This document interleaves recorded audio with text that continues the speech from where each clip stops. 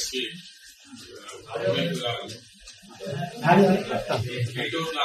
Officer అంతా ఇక్కడ ఉన్నారు.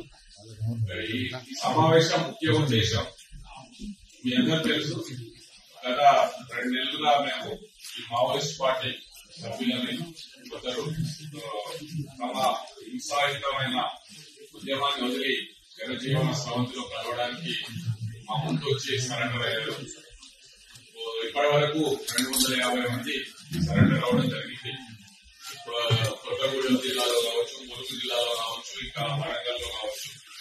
ఇప్పటి వరకు ఈ సంవత్సరంలో 250 మంది సరెండర్ అయ్యారు, వివిధ ర్యాంకులకు సంబంధించిన వాళ్ళు. అందులో భాగంగా ఈ రోజు కూడా ఒక 14 మంది సరెండర్ అయ్యారు.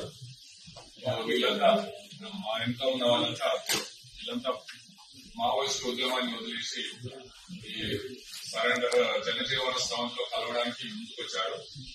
వారికి మా పోలీస్ శాఖ తరఫున ఆహ్వానం పలుకుతున్నాము. అయితే వారిలో వీరిలో 2 ఏసీఎం ర్యాంక్ ఉన్న ఏరియా కమిటీ మెంబర్స్, వారికి 4 లక్షల రివార్డు ఇవ్వడం జరుగుతుంది. ఇంకా 4 పార్టీ సభ్యులు ఉన్నారు, వారికి ₹1,00,000 చొప్పున రివార్డు ఇవ్వడం జరుగుతుంది. ఇంకా మిగిలిన పార్టీ మెంబర్స్, మిలిషియా మెంబర్స్ ఉన్నారు, వారికి 25,000 ఇవ్వడం జరుగుతుంది. అయితే ఇప్పుడు ప్రస్తుతం ఇమీడియట్ గా వారికి వచ్చారు కాబట్టి అందరికీ 25,000 నగదు ఇప్పుడే ఇవ్వడం జరుగుతుంది. మిగిలిన అమౌంట్ వారి అకౌంట్ లోకి పంపడం జరుగుతుంది. అయితే మా ప్రధాన ఉద్దేశం ఈ మావోయిస్ట్ పార్టీ సభ్యులు ఎవరైనా సరే ఈ హింసాయుతమైన ఉద్యమం వదిలేసి ముందుకు రావాలనే వాళ్ళను ప్రోత్సహించాలనే ఉద్దేశంతోనే మేము ఈ కార్యక్రమం చేపట్టాము.